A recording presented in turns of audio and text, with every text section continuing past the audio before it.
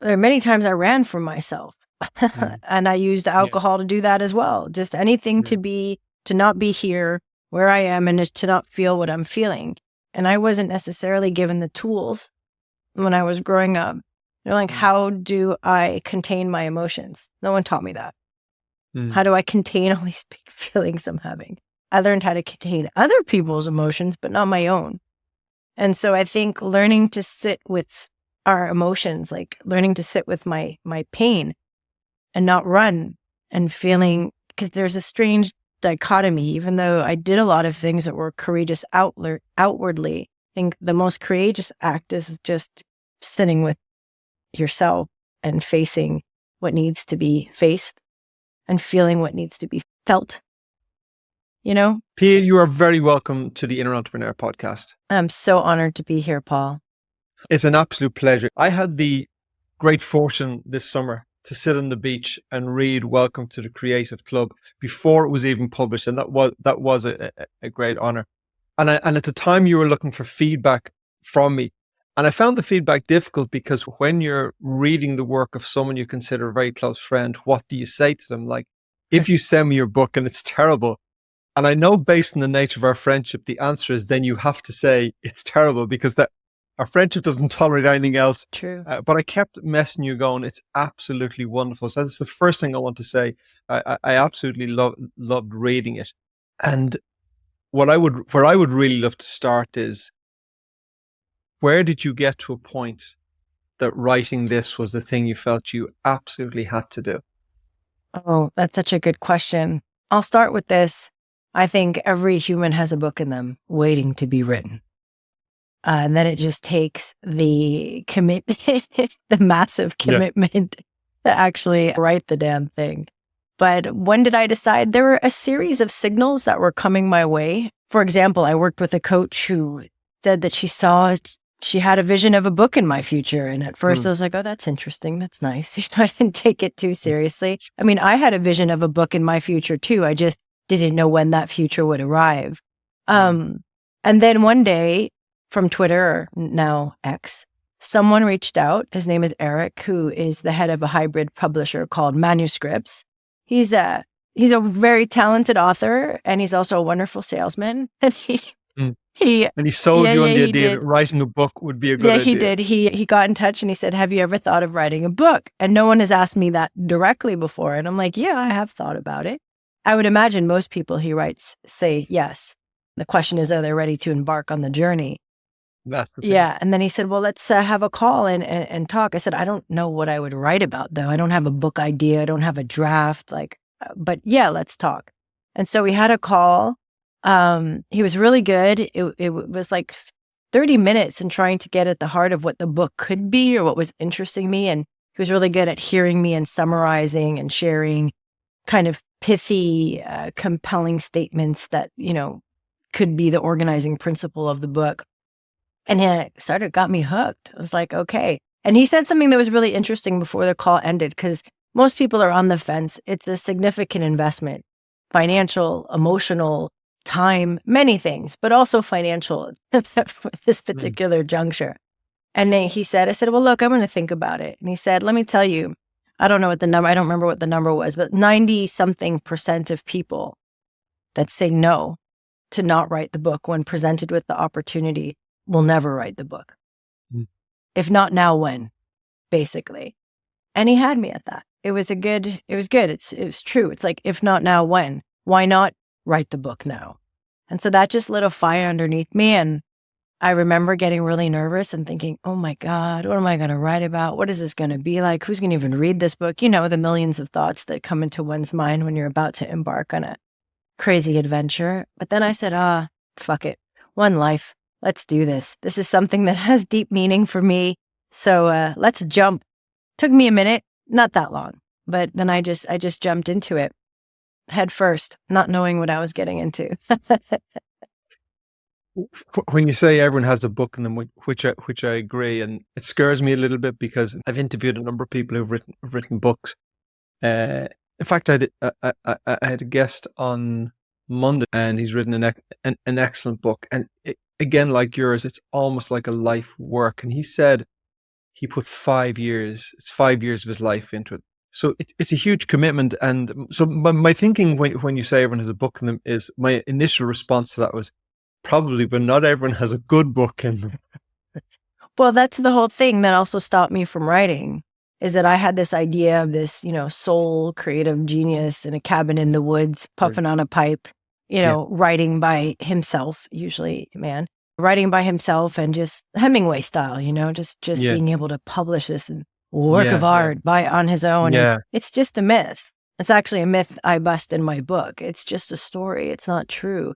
Every work of art, books included, are collaborative. You work with teams of people to bring this to life. Editors, structural editors, developmental editors, proofreaders. I mean, the list is long, luckily. Just like when you watch a movie and you see the credits roll and you see how many people it took to bring this film to life. I mean, it's pretty incredible, yet we seem to forget that. We seem to think like it rests solely on the shoulders of one person.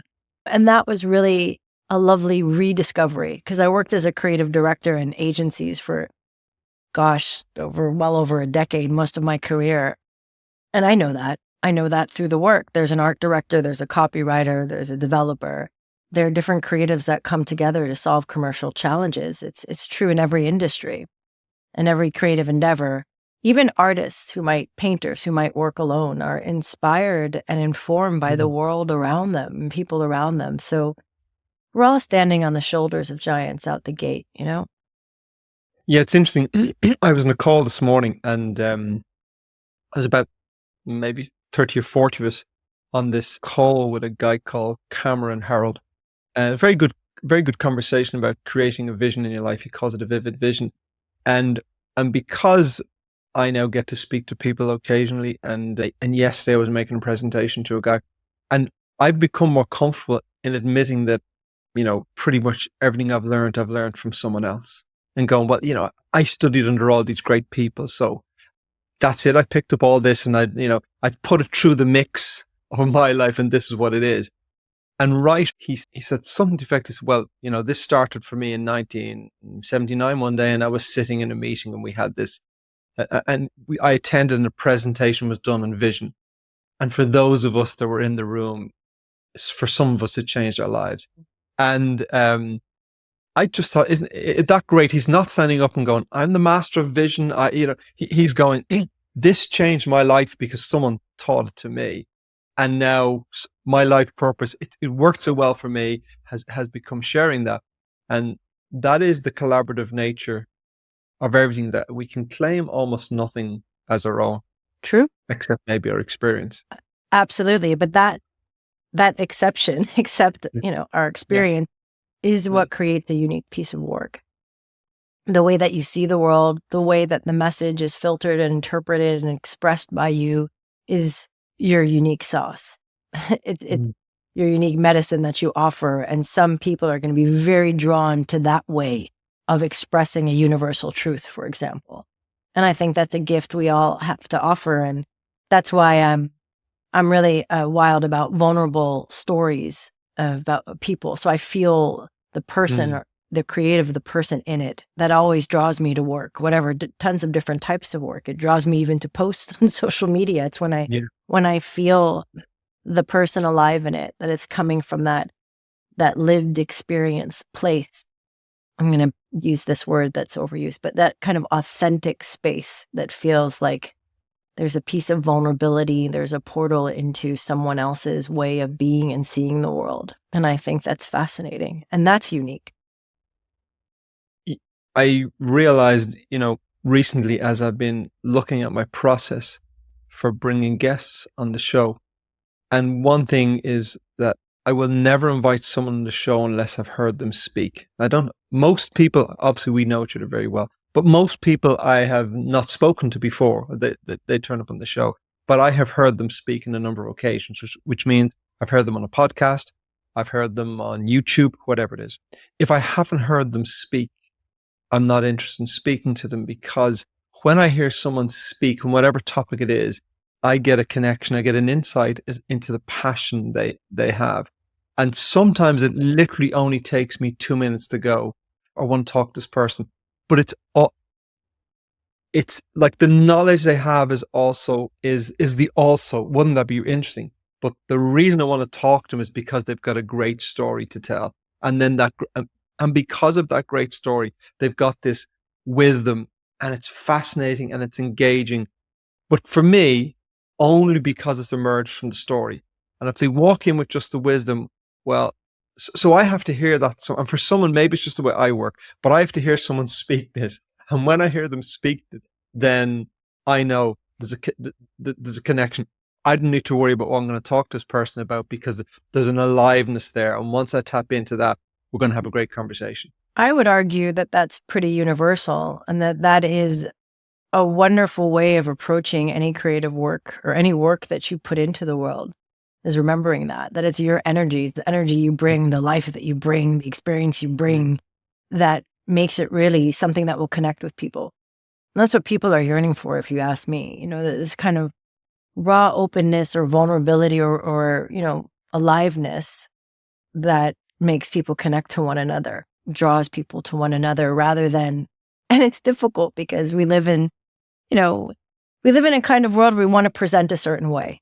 Often we want people to perceive us in a certain way. So we try to be pronounce well, sit up straight, be the expert, be knowledgeable. And it kind of creates this barrier when we're trying to be someone, instead of kind of just relaxing into who we are and allowing that to come through. And I think that also comes with age, at least for me. There's a beauty in that, like a relaxing into self. And again, I think those are really interesting people to be seated next to at a dinner party. I don't want to be seated next to someone who knows everything and has it all figured out. No. That's not interesting don't at all. Exist. Well, they might pretend to. Yeah. And that's why it's not interesting, because you know it's a pretension. You're sitting with a fraud. Exactly. So it's not interesting. Someone's trying to control how I might perceive them or what they look like. And, you know, I get it, no judgment, but it's just not interesting. I'd rather sit next to someone who doesn't know. I don't know. I'm still exploring. I'm curious. I'm open. A beginner's mind, you know, just kind of just showing up openly. Authenticity almost always connects. I Definitely. Think. And I think that's deeply connected to vulnerability. Authenticity being vulnerable, right? It is. And I know you've experienced this in writing the book, because obviously you're opening up to yourself. And to some degree, I've experienced it doing this podcast, because I have very open, frank conversations. And I think when you step into that vulnerability, it's a little bit scary. And two things in my experience happen. Mostly when you step into that place, you develop an amazing connection with people. That's what mostly happens. And it's a great experience. But you will also be rejected. Definitely. By people who go, I don't want to talk to you. And I am becoming, I was going to say I've become very comfortable with that. I'll rephrase that. I am becoming a whole lot more comfortable with that. It's mattering to me a whole lot less. This is who I am. But it's there, and I suppose that's what people are afraid about. I remember, you know, my experience, if we go back to the book for a minute, my experience of the book was sitting on the beach, because when I'm in Spain, I get up in the morning, go out on my bike, and then if you a couple of chapters you sent me, and I would take it on the iPad. So I'm sitting on the beach looking over the ocean. So it's a great center. It's a great center. I would flick off my iPad and I would read this while the sea is rolling in. So it was a really nice background to your book. I hope everyone can read it that way. But what was interesting was that when I was then communicating with you, I knew that you had some concern about the openness and the vulnerability, because it wasn't in paperback. It wasn't an order. It wasn't available for people to yet. So only a few people had read it, and I knew that you were concerned about this vulnerability and exposing yourself to some degree. And I was reading it and thinking and reading these beautiful stories. And because I felt I already knew you very well, I was going, I'm getting to know you so much better. So even as someone who knows you well, these stories I felt were connecting me so much more to you. So I love that. And I was reading the book and I was thinking, what's the book P is writing? Is this a creative book or is this a self-help book? Because it's a book built around encouraging creativity, but it's telling your journey to creativity. And that journey to creativity is tender, I suppose. But that's interesting. That's what connected me. What you seem to be most fearful of was what connected me mostly to the book. Yeah, well, two things on that. One was, yeah, I was really nervous. My husband read the book and there were things he didn't know. He was like, Yeah, oh, I didn't know that. And we're talking, that's my husband.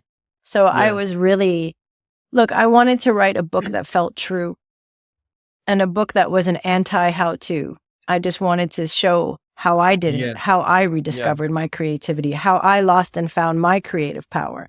yeah, And losing your creative power, well, those you get scuffed up and bruised doing that. Those are not always the yeah, prettiest of stories. They could feel really quite vulnerable, but that's how I show the transformation. That's how I show I went from A to maybe Z, right? I had to discover who I wasn't to be able to see who I am or who I was.